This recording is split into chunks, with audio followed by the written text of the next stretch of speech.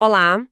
Hoje a gente vai fazer uma análise bem focada nos materiais ótimos sobre liderança eficaz, gestão de equipes, sabe? Opa, vamos lá. São fontes que mostram como os líderes sustentam a cultura da empresa, como equilibram estratégia e operação, a gestão mais humana, feedback e como inspiram também. Uhum. Então, a nossa missão aqui é tentar extrair o que tem de mais valioso, mais aplicável mesmo, para entender o que faz um líder ser bom, eficaz de verdade. Com certeza. E o mais legal, eu acho, é perceber que esses temas não são caixinhas separadas, né? Pelo que a gente viu, os materiais sugerem uma conexão muito forte entre tudo isso. Exato. A ideia é entender não só as partes, mas como elas se encaixam, sabe? Para formar o quadro completo dessa liderança que funciona na prática. Perfeito. Então, vamos começar por aí, por essa ideia do líder como guardião da cultura. Isso aparece bastante no começo dos textos. O que isso quer dizer no dia a dia, afinal? Não é só definir regra, né? Não, de jeito nenhum. Ser guardião, nesse contexto, significa que o líder é tipo assim, a referência viva dos valores da empresa. A cultura, no fim das contas, ela é moldada pelas ações, pelos comportamentos que as pessoas veem, né? Uhum. Então, quando um líder demonstra, sei lá, transparência, ou age com resiliência numa dificuldade, ou mostra que está comprometido em aprender sempre, ele está, na prática, definindo o padrão, o que se espera de todo mundo ali. Entendi. É uma responsabilidade gigante, porque a cultura ou se fortalece ou se enfraquece, todo dia, a cada decisão tomada. Faz muito sentido.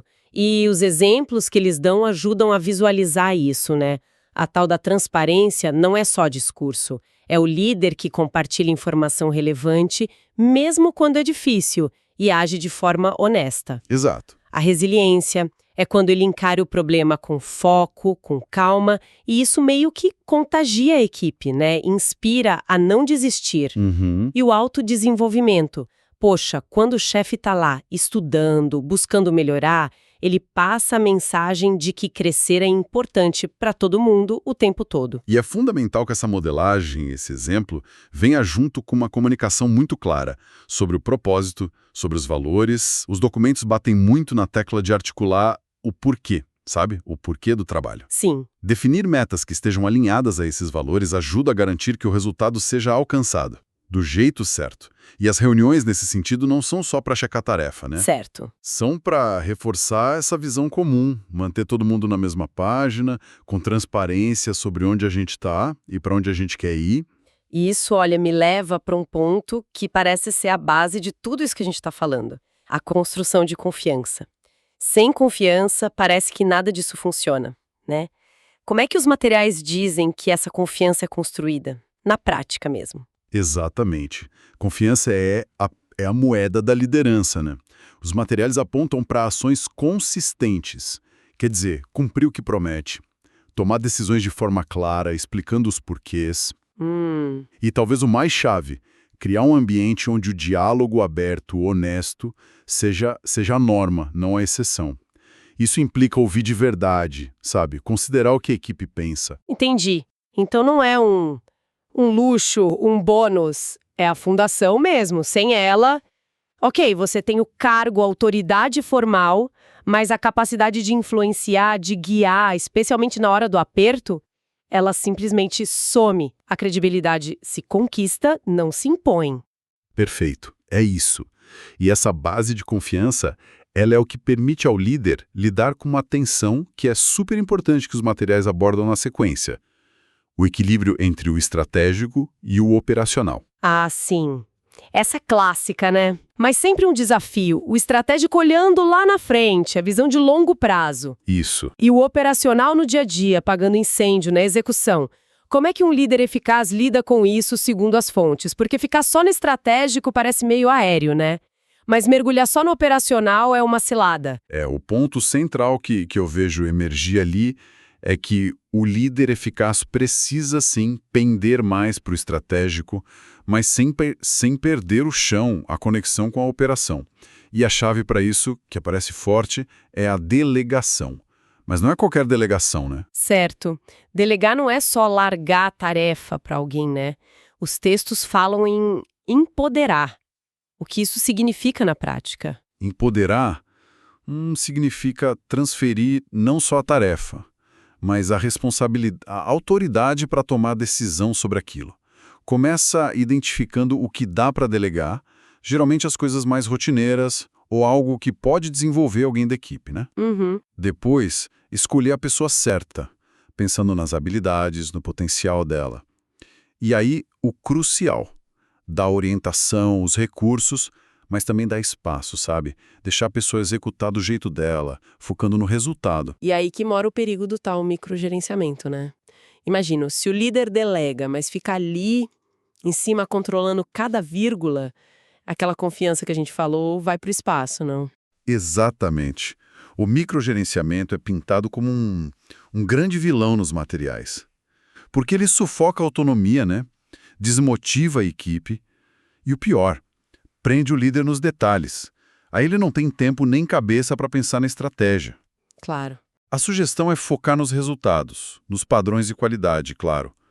Oferecer suporte se precisar, mas confiar na capacidade da equipe de achar o melhor caminho para fazer.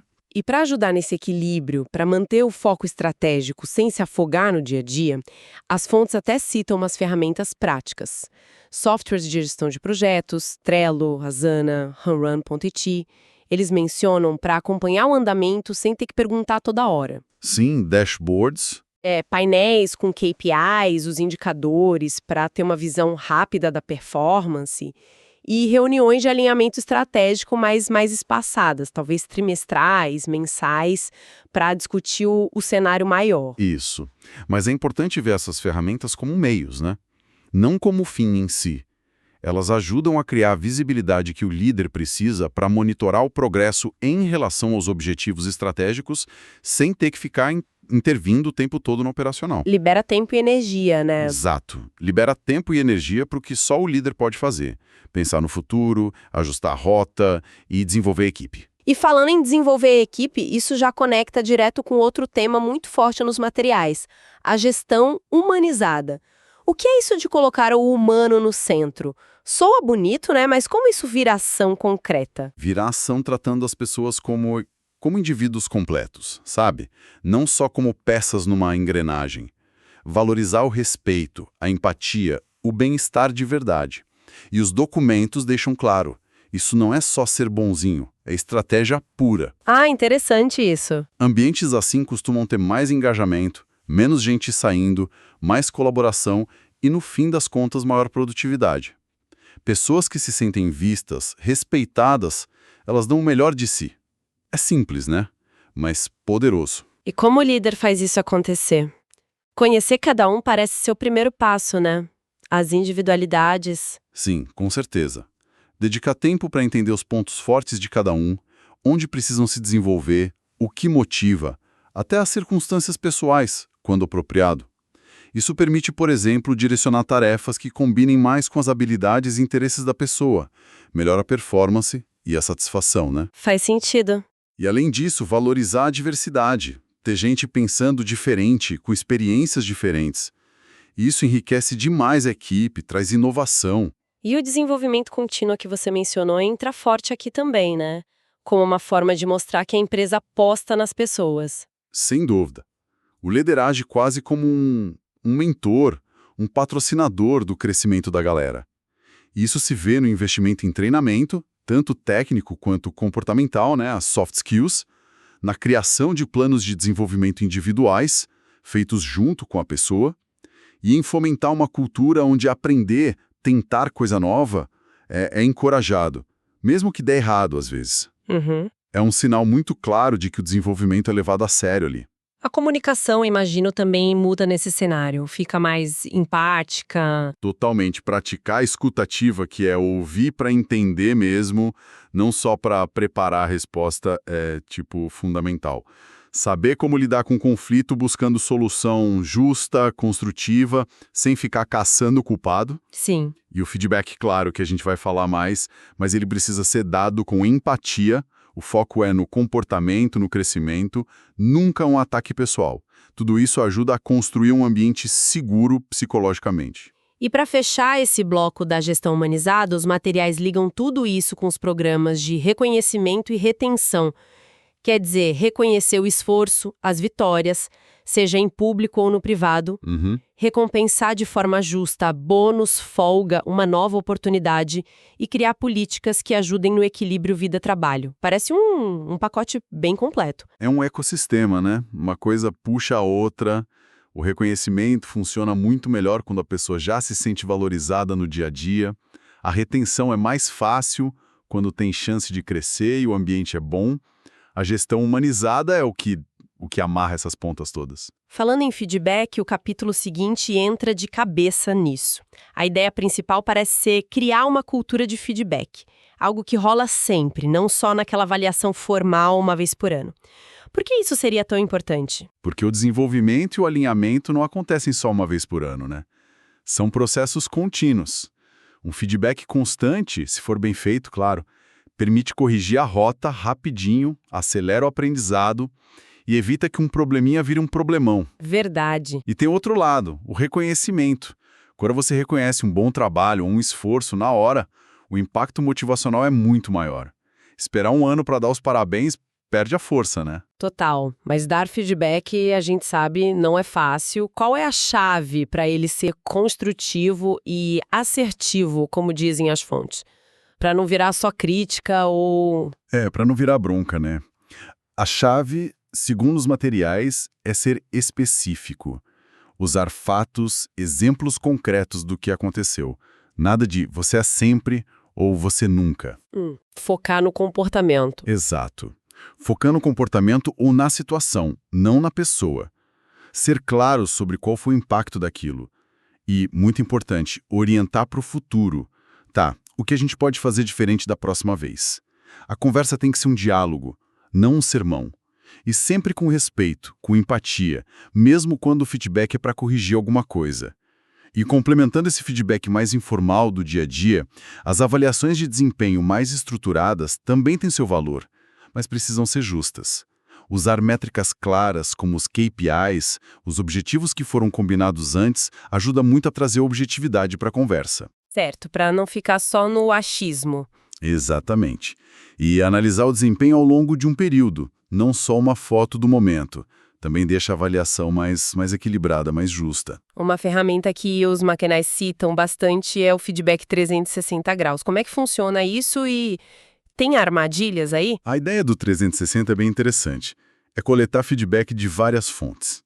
Do chefe, dos colegas de equipe, pares, de quem responde para a pessoa, às vezes até de clientes internos ou fornecedores. Uma visão completa. Exato. Dá uma visão muito mais ampla, multifacetada do desempenho e das competências. Pode ser riquíssimo para o autoconhecimento da pessoa. E também cria uma coisa de corresponsabilidade pelo desenvolvimento de todo mundo. Mas e os cuidados? O principal cuidado é garantir o anonimato, quando for o caso, e ter critérios muito claros do que está sendo avaliado. Senão vira, sei lá, fofoca estruturada ou até retaliação. Precisa de uma cultura com um mínimo de maturidade para funcionar bem. Entendi. E um ponto crucial que as fontes levantam é sobre revisar as metas. Elas não são para sempre, né? Não podem ser escritas em pedra. De jeito nenhum. O mundo muda, as prioridades da empresa mudam, né?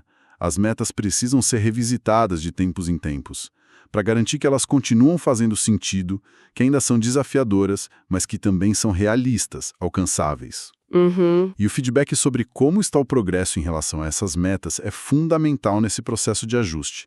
É um ciclo vivo, dinâmico. Bom, chegamos então na última parte dessa nossa exploração, que foca na liderança que inspira pelas ações e na tomada de decisão. Como é que um líder inspira na prática, segundo o que a gente leu? Olha, a inspiração de verdade raramente vem só de discurso bonito, né? Vem das ações consistentes do dia a dia. Liderar pelo exemplo é o básico, mas é essencial. Agir com integridade, assumir a responsabilidade, não só quando dá certo, mas principalmente quando dá errado. Sim, isso é forte. Outro ponto que aparece muito é investir de verdade no desenvolvimento dos outros.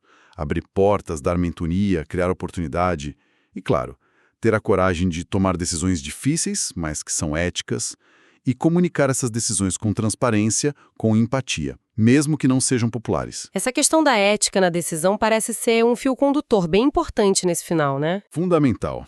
Os documentos colocam a ética como a espinha dorsal de uma liderança que se sustenta no longo prazo. Tomar decisões pensando não só no resultado financeiro imediato, mas nos princípios éticos, no impacto em todo mundo. Equipe, clientes, sociedade. Uhum. Comunicar o porquê por trás da escolha. De forma transparente, isso constrói e mantém a confiança, mesmo se a decisão for dura. A coerência entre o que o líder fala e o que ele faz é o que solidifica tudo isso. E como esses líderes que inspiram lidam com os desafios, com as crises. A resiliência aparece de novo aqui. Sim, total. A capacidade de se adaptar e de ajudar a equipe a fazer o mesmo é vital.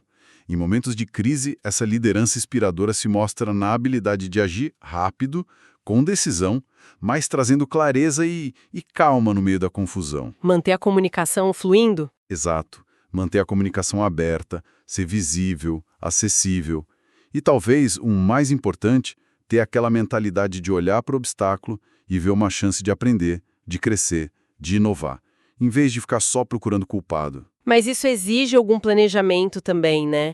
Ter um plano B, ser flexível. Com certeza, ter planos de contingência, saber priorizar o que é essencial quando o caos se instala e comunicar essas prioridades claramente para a equipe.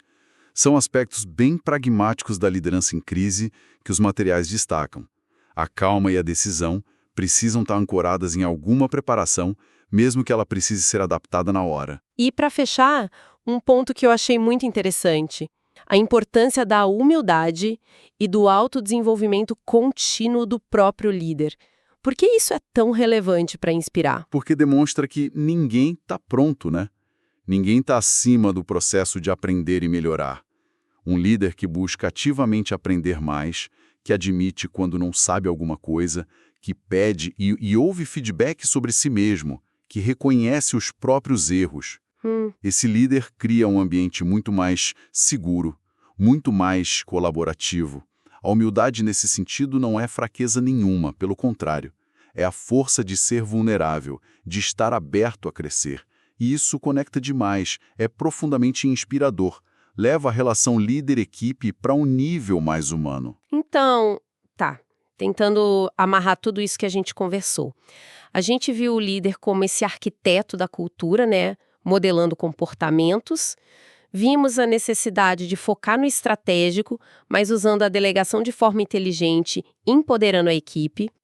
Falamos do impacto enorme da gestão humanizada, que não é só legal, mas traz resultado, engajamento, do poder do feedback contínuo, bem feito, como ferramenta de desenvolvimento. Sim. E, por fim, dessa inspiração que vem da integridade e da coragem nas decisões e da humildade, principalmente nos momentos difíceis. A ideia é que tudo isso junto, essas peças se encaixando, é que formam um líder realmente eficaz. Exatamente. E talvez a reflexão final que fica pairando depois de analisar tudo isso seja justamente sobre a integração. Dominar uma área dessas isoladamente já é um desafio, né? Mas talvez o verdadeiro pulo do gato da liderança hoje, que é tão complexa, seja a habilidade de integrar tudo isso. Integrar cultura, estratégia, pessoas, feedback, ética. De um jeito dinâmico, adaptativo, conseguir adaptar essa integração para cada situação, para cada pessoa, a cada momento. Fica a pergunta, né? Como é que a gente cultiva no dia a dia essa capacidade de integrar tudo isso de forma contínua e humilde? É algo para a gente continuar pensando.